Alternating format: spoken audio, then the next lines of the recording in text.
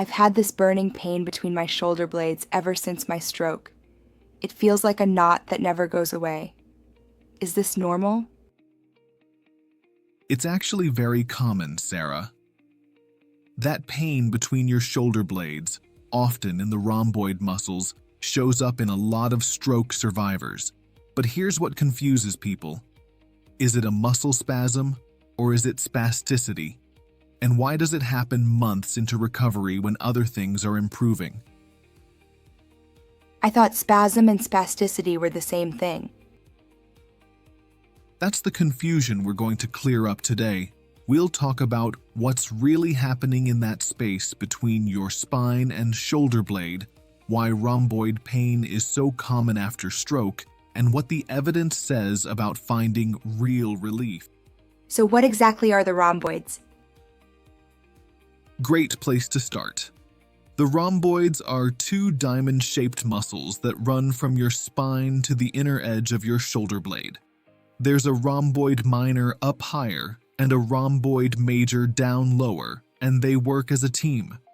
Their main job is to pull your shoulder blade toward your spine and rotate it slightly downward. So every time I try to sit up straight or squeeze my shoulders back, that's them working? Exactly. Every time you pull your shoulder blades together, reach behind your back, or stabilize your shoulder for movement, your rhomboids are firing. After a stroke, they often end up working overtime because other muscles aren't doing their part. That stabilization role becomes exhausting.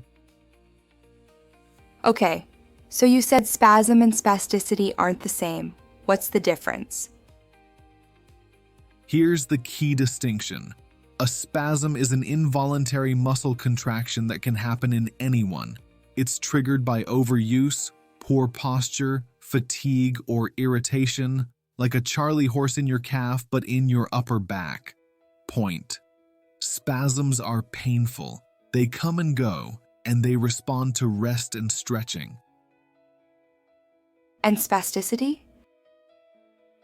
Spasticity is different. It's a velocity-dependent increase in muscle tone caused by damage to the upper motor neuron pathways in the brain or spinal cord. It shows up as stiffness that gets worse with faster movement.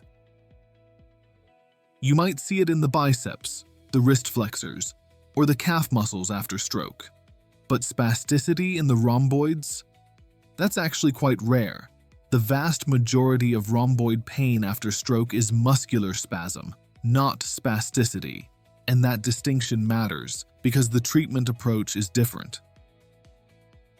So why do my rhomboids keep going into spasm? There are several evidence-based reasons, and they usually stack on top of each other. First, there's something called scapular dyskinesis. That's abnormal shoulder blade movement. Point. After a stroke, the muscles that control the scapula become uncoordinated. The shoulder blade tilts forward, wings out, or sits too high, and the rhomboids try to compensate by pulling harder. Over time, they fatigue and spasm.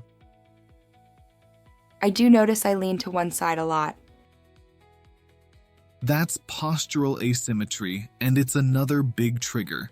Many stroke survivors unconsciously lean toward their weaker side or hike up the stronger shoulder. That chronic asymmetry puts constant tension on the rhomboids, especially on the less affected side. It's like holding a low-grade contraction all day long. Eventually, the muscle rebels. And I'm using my good arm for everything now. Exactly. That's overuse of the stronger side. When one arm isn't working well, the other arm does double duty. Every reach, every lift, every stabilization task. The rhomboid on that side never gets a break. Add in wheelchair propulsion, transferring in and out of bed, or propping yourself up repeatedly, and you've created the perfect recipe for a trigger point. What's a trigger point? A trigger point is a hyperirritable spot in the muscle that radiates pain in predictable patterns. Rhomboid trigger points classically refer along the inner edge of the shoulder blade and sometimes into the shoulder itself. They're fed by poor posture, repetitive strain, and lack of movement variability. Once they're established, they're stubborn. You said spasticity in the rhomboids is rare. Does it ever actually happen? It does, but in very select cases. There's a case series published in the journal Medicine in 2015 that looked at patients with scapular malposition after stroke. These patients had winging, abnormal posture, and restricted range of motion. When clinicians tested them with EMG, they found involuntary firing in the rhomboids consistent with spasticity, not just spasm. Okay, so what actually helps? Evidence-based relief starts with positioning and joint protection. If you're sitting in a wheelchair or spending long hours in one position, your scapula needs support. A backrest that's too low or too upright can leave the rhomboids working all day. Small adjustments, like a lumbar roll, a slightly reclined backrest, or armrests at the right height, can make a big difference. What about stretching?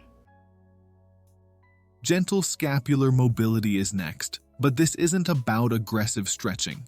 It's about restoring normal glide and tilt of the shoulder blade. Things like wall slides, gentle scapular squeezes, and assisted arm raises help remind the system how the scapula is supposed to move. You're coaxing it back into a better pattern, not forcing anything. What about injections? I've heard people talk about those. There are two types that come up in this context, and they're used for very different reasons. Trigger point injections involve placing a small amount of local anesthetic and sometimes saline or a small dose of steroid directly into a myofascial trigger point. The goal is to break up the knot, reduce local inflammation, and reset the muscle. Clinicians consider these when there's a discrete, palpable trigger point that hasn't responded to other treatments. Is that safe? One important safety consideration is the dorsal scapular nerve. It runs close to the rhomboids, and if it's inadvertently irritated during an injection, that can cause temporary weakness or discomfort. A skilled clinician will use anatomical landmarks, palpation, EMG, or ultrasound guidance to minimize that risk. But trigger point injections are an option for refractory muscular spasm when conservative measures haven't been enough. And what about Botox? I thought that was just for spasticity. You're right. Botulinum toxin injections are different. These are used when there's confirmed spasticity, not just spasm. Based on the case series I mentioned earlier, there are rare situations where rhomboid spasticity is contributing to scapular malposition and limiting shoulder function. In those cases, botulinum toxin can reduce the involuntary muscle activity and allow better movement. How do they know where to inject? Research on botulinum toxin dosing has shown that the rhomboids have multiple zones of nerve entry, and clinicians may choose to target specific regions based on anatomy, imaging, and clinical examination. You can use EMG to identify the area of spasticity and inject there. The goal is to release the pull without causing weakness. But again, this is not a first-line treatment. It's reserved for select cases where spasticity is objectively confirmed and functionally limiting, and it's always part of a larger rehab plan. So I need someone to check all of that? Exactly. A good physiatrist or physical therapist will assess your posture, test your neck, check your scapular motion, and feel for trigger points. The rhomboids might be part of the picture, but they're rarely the whole story. I guess I don't have to just live with this pain. You absolutely don't. Rhomboid pain after stroke is common, it's multifactorial, and it's almost always treatable. Most of the time, it's muscular spasm driven by postural asymmetry, overuse, and scapular dyskinesis. Rarely, it's spasticity. And sometimes, it's referred pain from somewhere else entirely. The key is getting the right diagnosis so you can get the right treatment. That actually makes me feel a lot better. Good. You don't have to live with that burning knot between your shoulder blades. With the right assessment, the right interventions, and a little patience, you can find real relief. If you found this helpful, check out my full shoulder pain playlist. There's a lot more to explore. Thanks for watching, and I'll see you in the next one. Thanks, Dr. MovingBetter.